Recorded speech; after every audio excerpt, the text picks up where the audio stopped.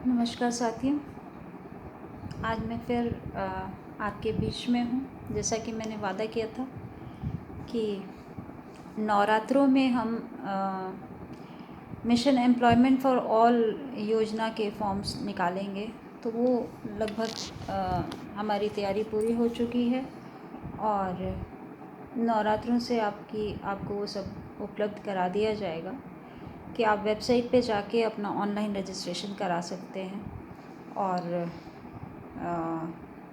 अपनी एप्लीकेशन हमें दे सकते हैं। इस योजना से संबंधित मैं कुछ बातें आपको क्लियर करना चाहती हूँ, और वो ये है कि mission employment for all Sharad foundation के द्वारा चलाई जा रही एक ऐसी योजना है जिसमें हम भारत में बेरोजगारी जैसी समस्या को समाप्त कर पाएँ, उस दिशा में एक प्रयास है।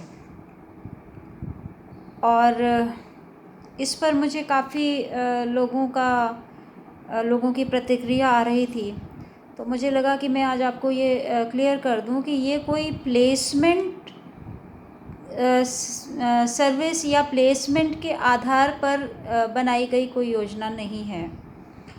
प्लेसमेंट सर्विस में होता है कि हमारे पास कंपनियां एनरोल हैं और हम उन कंपनियों की रिक्वायरमेंट के हिसाब से लोगों को प्लेस कर रहे हैं। तो ये योजना ऐसी योजना नहीं है। ये मैं आपको बहुत स्पष्ट रूप से बता देना चाहती हूँ। भविष्य में अगर इस तरह का कुछ होगा तो वो हम आपको ज़रूर बता देंगे। और इस योजना में जब हम ये बात कह रहे हैं कि कोई भी अपना नाम एनरोल करा सकता है और सबके लिए हम ऐसी योजना बना चुके हैं कि उनको रोज़गार उपलब्ध कराया जाए, उनको नौकरी उपलब्ध कराई जाए, तो उसका अर्थ समझने का प्रयास कीजिए। और हाँ, एक और बात ये है कि मुझे ऐसे लोग बिल्कुल भी संपर्क ना करें जो ऑलरेडी कहीं नौकरी कर रहे हैं, किसी कंपनी में लगे हुए हैं, या किसी सरकारी महकमे में हैं, या अभी रिसेंटली रिटायर हुए हैं। ऐसे लोगों की प्रेफरेंस अभी इस योजना में नहीं है। इस योजना में उन लोगों को हम प्रायोरिटी देने वाले हैं जिनके पास की कोई भी काम नहीं है और बिना काम के वो बैठे हुए हैं और अपना कोई काम भी नहीं कर रहे हैं और उनके घर की रोजी रोटी चलनी मुश्किल हो रही है। फर्स्ट प्रेफरेंस इस योजना में ऐसे लोगों को दी जाएगी और वो ऐसे लोग प्रायोरिटी की लिस्ट में होंगे जो मेरे पास आकर अगर ये कहते हैं कि हम किसी भी काम को करने के लिए तैयार हैं, तो वो मेरी प्रायोरिटी लिस्ट में होंगे। कोई भी काम करने के लिए तैयार हैं का अनर्थ मत लगाइएगा। उसका तात्पर्य ये बिल्कुल नहीं है कि उनसे चोरी चकारी या डकैती की उम्मीद की जाएगी। उसका तात्पर्य है कि वो उनको दिया जाने वाला कोई भी कार्य करने के लिए वो पीछे नहीं हटेंगे। ऐसी मनस्थिति के साथ अगर वो मेरे पास आएंगे तो मेरे पास उनके लिए एक प्रारूप है जिसके तहत मैं उनको रोज़गार दे पाऊँगी। बहुत जल्दी ही शायद हम आपको ये अनाउंस कर दें कि हमारी जो पहली रिक्रूटमेंट है वो होने वाली है।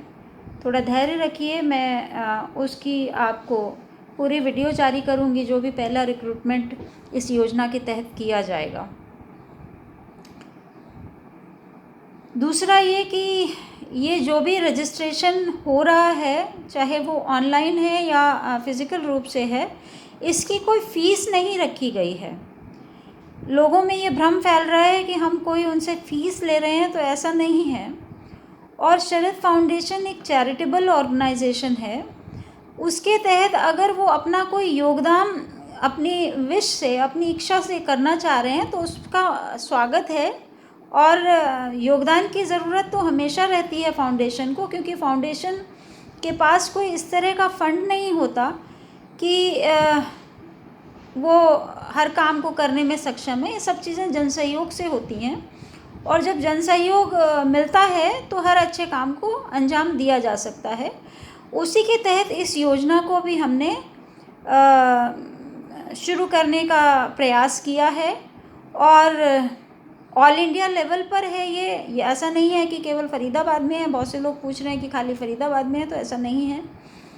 ये ऑल इंडिया लेवल पे हम लोगों ने इस प्रोग्राम को शुरू किया है और हमारी कोशिश होगी कि पूरे भारत में जितने भी बेरोज़गार हैं, जो बिना काम के हैं, ऐसे लोग मेरे संपर्क में आएँ, हमारे फाउंडेशन को संपर्क करें, अपनी रजिस्ट्रेशन कराएं और जल्दी ही ये प्रयास होगा कि हम उनकी इस बेरोज़गारी जैसी समस्या के निराकरण के लिए कोई रास्ता निकाल पाएँ। दूसरा, मैं एक चीज़ और भी क्लियर करना चाहती हूँ कि लोगों ने जैसे मेरे से सवाल किया कि आप क्या करेंगी, तो क्या करेंगी यही एक ऐसा टॉपिक है जो आपके सामने समय के साथ आता जाएगा। थोड़ा सा धैर्य रखिए। बहुत से लोग फ़ोन करके सिर्फ इसी बात पे मेरा समय खर्च करते हैं कि भाई आप करने क्या वाले हो। अगर मैं कुछ करने वाली हूँ, आप अगर मेरे साथ आ सकते हैं, सकारात्मक रूप से जुड़ सकते हैं, तो आप जुड़िए। अगर आपको लगता है कि इस प्रोजेक्ट में कोई दम नहीं है, तो आप जहाँ पर हैं वहाँ खुश रहिए, उसमें कोई दिक्कत वाली बात नहीं है। सकारात्मक रूप से अगर आप जुड़ेंगे तो इस योजना के सहभागी कहलाएंगे। सकारात्मक रूप से अगर आप नहीं जुड़ेंगे तो भी आप अपनी रोटी तो खा ही रहे हैं, उसमें परेशान होने वाली कोई बात नहीं है। समाज सेवी होने के नाते मैं एक लाइन ज़रूर कहना चाहूँगी कि जो भी सच्चे समाज सेवी हैं वो मेरे साथ बहुत सकारात्मक रूप से जुड़ रहे हैं। उन्हें अपने देश की, अपने समाज की चिंता है, तो वो इसके पॉजिटिव एस्पेक्ट्स को देख रहे हैं और अप्रिशिएट भी कर रहे हैं। कुछ ऐसे भी हैं जो सिर्फ एक आवरण लेकर घूम रहे हैं जो कि हम समाज सेवी हैं, लेकिन वो सच्चाई वहीं पे खुल जाती है। जब आप देश और समाज के लिए कुछ अच्छा करना ही नहीं चाहते, अच्छे कार्य में सहयोगी ही नहीं बनना चाहते, तो आप किस बात के समाज सेवी हो। रिजल्ट्स तो तब आते हैं जब उस पर काम होता है। जब तक काम ना हो उस पर रिज़ल्ट लाना संभव नहीं है। अभी हाल ही में हमने एक योजना शुरू की है, अखिल भारतीय सरकारी स्वास्थ्य केंद्रों की सुंदरता और स्वच्छता अभियान। उस पर काफ़ी क्रिया प्रतिक्रिया आ रही है मेरे पास कि आप क्यों झाड़ू लगा रहे हो, ये सरकारी केंद्रों में जो काम करने वाले लोग हैं ये क्या कर रहे हैं। तो भाई मैं उन लोगों से ये बात कहना चाहूँगी कि वो बहुत थोड़े से लोग हैं और सरकारी अस्पताल में जाने वालों की संख्या बहुत ज़्यादा है। यहाँ पर हम केवल झाड़ू लगाने की बात नहीं कर रहे हैं, हम वो अवेयरनेस लाने की बात कर रहे हैं कि हम जिस चीज़ को इस्तेमाल कर रहे हैं, हम जिस जगह को यूज़ कर रहे हैं, उसकी सुंदरता और स्वच्छता बनाए रखना हमारा भी कर्तव्य है। और उस कर्तव्य का अगर हम पालन करेंगे तो हम अपने हॉस्पिटल्स क्या, अपने देश की एक एक जगह को स्वच्छ और सुंदर बना पाएंगे। उस मुहिम के तहत इस प्रोग्राम को शुरू किया गया है। सरकारी जो सफाई करने वाले लोग हैं, वो लोगों की एक कार्य क्षमता है, उस कार्य क्षमता के बाहर वो लोग काम नहीं कर सकते। तो जब हम मिलकर उनका साथ देंगे तो उनकी भी एक हौसला अफजाई होती है कि वो काम जो कर रहे हैं उसको सराहा गया, उसको देखा गया, उसको समझा गया। उसको आप लोग अगर नकारात्मक रूप से लेते हैं कि हम क्यों झाड़ू लगाएं, ये हमारा काम नहीं है, तो फिर किसका काम है चीज़ों को संभालना। किस बात के आप ये दम भरते हो कि आप समाज सेवी हो, या किस बात का आप दम भरते हो कि आप देश के प्रति जागरूक नागरिक हो। अगर आप जागरूक नागरिक हो तो अपनी जागरूकता का परिचय दीजिए और ऐसी मुहिम में शामिल होइए और सकारात्मक भूमिका निभाइए। मुझे अंदाज़ा है इस बात का कि ये बात काफ़ी लोगों को बुरी लगेगी, लेकिन अपने आप में बैठकर एक बार विचार करिए कि आप कौन सी एनर्जी लोगों को दे रहे हैं। दो तरह की एनर्जी होती है, डेविल एनर्जी और डिवाइन एनर्जी। तो कोशिश करिए कि आप डिवाइन एनर्जी लोगों में फ्लोट करिए, बजाय इसके कि अपनी नकारात्मक भूमिका किसी भी अच्छे काम में निभाइए। नहीं कर सकते कोई बात नहीं, लेकिन कम से कम शांत होकर आप उसके रिज़ल्ट आने का वेट करिए। इन्हीं बातों के साथ मैं इस टॉपिक को चेंज करते हुए वापस अपने सब्जेक्ट पे आना चाहती हूँ।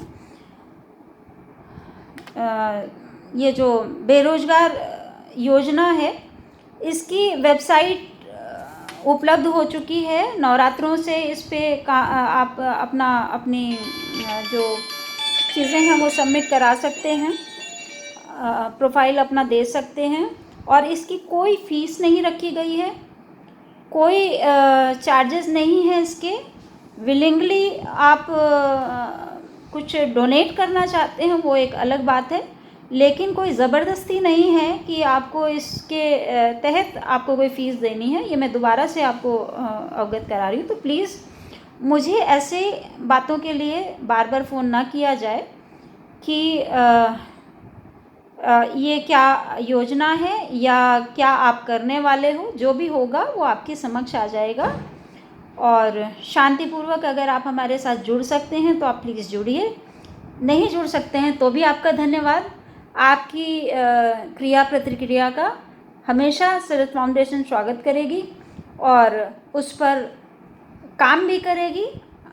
आपके जो विचार हैं वही हमारी चीज़ों को दिशा भी देंगे। तो धन्यवाद करते हुए मैं आपसे विदा लेती हूँ।